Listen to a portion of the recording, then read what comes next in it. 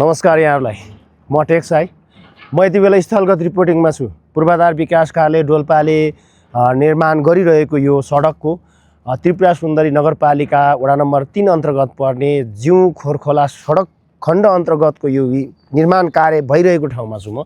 सडक चाहिँ खास गरिकन डोल्पाको ढुङ्गामा जुन रक हुन्छ, रकमा चाहिँ खास गरिकन ब्रेकर लाएरै काटिएको यो पहिलो सडक हो।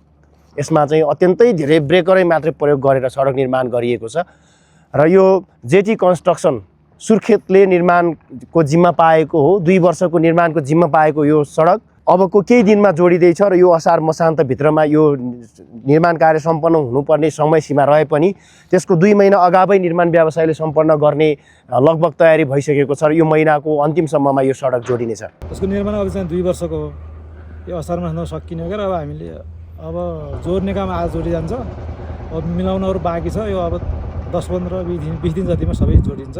रङ्गदेखि जुफाल जोडिने यो करिब 8 किलोमिटरको सडक अधिकांश भागमा चाहिँ उहाँहरूले चाहिँ कतै पनि ब्लास्ट नगरिकन र सम्पूर्ण ठाउँमा ब्रेकर लाएर काम गरिराख्नु भएको छ र कामको एकदमै द्रुत गतिले भएको डोल्पाको यो एउटा नमुनाको विकास निर्माणको काम पनि हो र निर्माण व्यवसायले अत्यन्तै राम्रोसँग र एकदम छिटो र छरितो तरिकाले काम गरिराख्नु भएको देखिन्छ।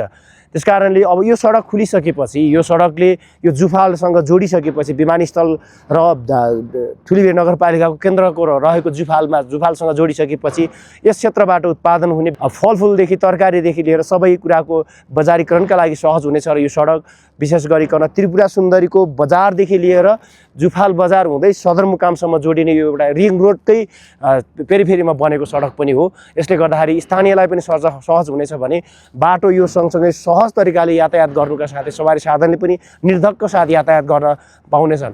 पूर्वाधार विकास कार्यालयको यस आर्थिक वर्षमा सबैभन्दा राम्रो प्रगतिको विवरण देखिने पनि यो सडकका रूपमा हेर्न सकिन्छ।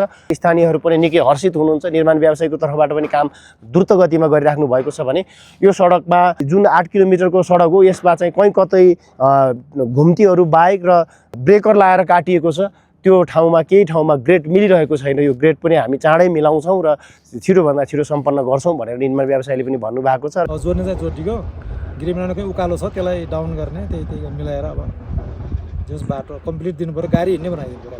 यो सडक ग्रेड मिल्ने बित्तिकै जुफालको विमानस्थल, त्यसपछि गएर यो स्याउको अत्यन्तै उर्वर क्षेत्र त्रिपुरा सुन्दरी 3 को यो सिउँ त्यसपछि गएर उताको वडा नम्बर 4 को रङ्ग जोडिनेछ र यसपछि कृषकहरूले सहज रूपमा ढुवानी गर्न पाउनेछन्।